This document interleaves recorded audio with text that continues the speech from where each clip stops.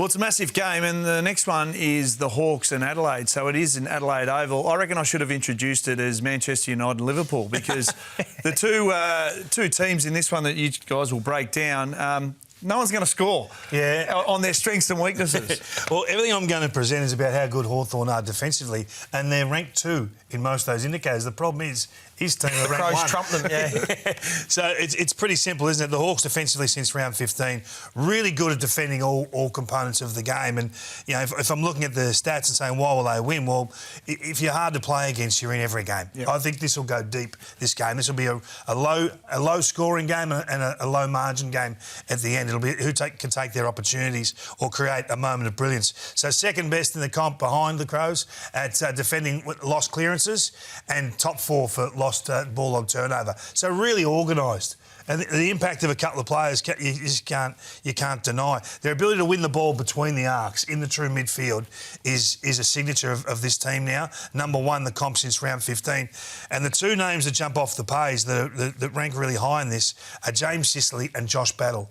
I think we've undersold just how good Josh Battle has been for the Hawks this year. I think he's probably, if you're looking at all the recruits from last year, I'd have him on the podium minimum, if not higher. So that's their rankings in the competition. So have a look at how they do it. They do it differently. They're both aggressive in their mindset. I mean, no one's more aggressive than Sicily, but the positioning is absolutely first class. I mean, Carlton gave him some luxuries, but you've got to be in the right spot at the right time. Then you've got to be good enough to do this.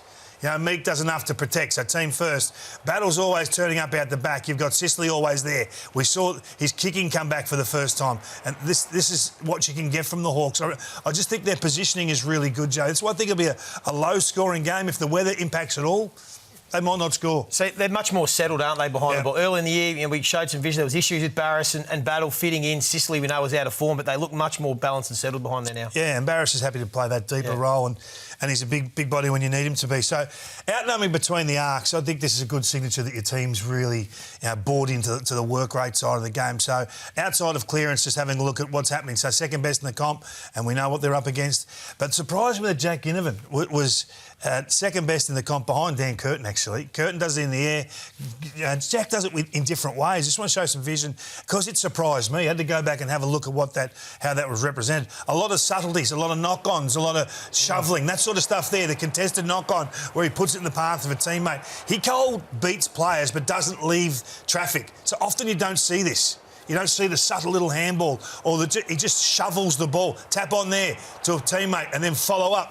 I really love what he's bringing to the game, and I think we've got to start to recognise his influence on this team. We don't talk I can't remember the last conversation we had about Jack. No, it's a great point. Since he got dropped, he's come back into the side. He's been excellent. We always know he's had the footy smarts, his work rate's high, and he's a big part of that mix through the midfield, those smalls that are getting the work. Well, he's had to change his game. He has. Look, I'm having a look at the players that got in super form. There's really not a lot of players that are shooting the lights out. So the team side of it's, working, and the coach should say, yeah, that's perfect, that's what I want. But they've only got one player in the top 60 rated players since round 14. It's Jack Gunston, and we've all been blown away by what he's been able to do. Watson and Sicily not too far behind. Meek not too far outside of that top 60. But the mids are a worry. Newcombe outside of top 100, Warple outside of top 100, Ward outside of top 120, 125. So they're going to have to lift. If they're any chance on the road against a great lineup in the Crows, they got to lift. And thank God Will Day returned last week into a little bit of form for this clash on Friday night. Joey, Adelaide, they're coming into hot flag favourites, aren't they, in terms of the way they're playing? They are, and it's because their profile is as good as any teams in the competition, if not the best. And we've spoken a lot about Adelaide. We've spoken a lot about their firepower. Kingy showed some of their back line the other week. But if you just take a look at their team defence, so basically opposition trying to move the ball. So they're second best for points against, but they are number 1 at stopping the opposition from moving the ball from their back half to inside 50. The intercept game, so the possession gains, they are the best in the competition at winning the ball back. And then stopping the opposition chain to score. So whenever they start with it, whether it's from a turnover, from a clearance or from a kick-in, there's no harder team to score against than the Adelaide Crows. And their numbers stack up against the best. So when you break down the top 8 v the rest, they are number 1 against the top 8 teams in the competition defensively. So that is a real tick. But the challenge I'm finding for the Hawks to win this game is their offensive firepower. So if you just take it across the board, they're 8th for scoring. So it's mid-table. But when you break it down, they've really scored heavily against the bottom 4 teams. They've averaged 123 points, which would put them top 4 against the bottom 4. But when you look at them against the top 8, they're averaging 68 points a game.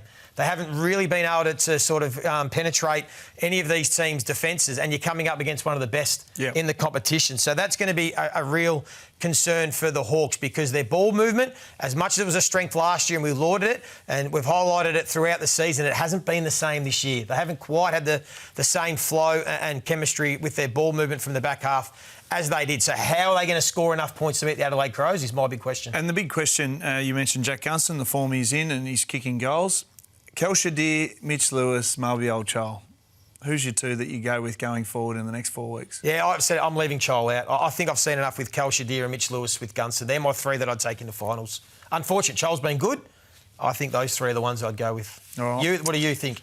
I think they're settled now. You're settled? Yep, I think the same. I think same way? Yep, I have to agree on that one. Red Rooster crunch time. David King, we're going to take a little different look at streaks and top 8 teams, so the best against the best. I challenged the boys at Champion Data today to just give us an answer on, if you do have to win 4 finals in a row to win the flag and actually be in form, beating top 8 teams on the way in, how many can you put together? What's a reasonable amount of back-to-back wins or consecutive wins against the best, against top 8 teams? And I was surprised at the numbers that come back.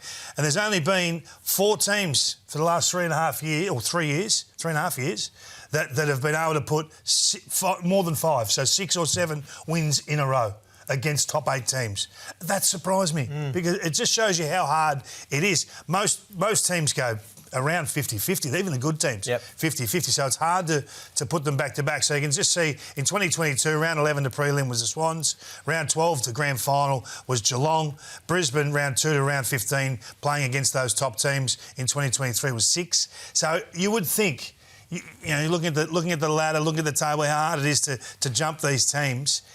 It's going to be tough for anyone that finishes 6, 7, 8 to get on a run and win it. No one's talking about winning it right now. It's about qualifying. But it just shows you how hard it is over the last 3 to 4 years. I was just looking at the streaks at the moment. So Giants 6.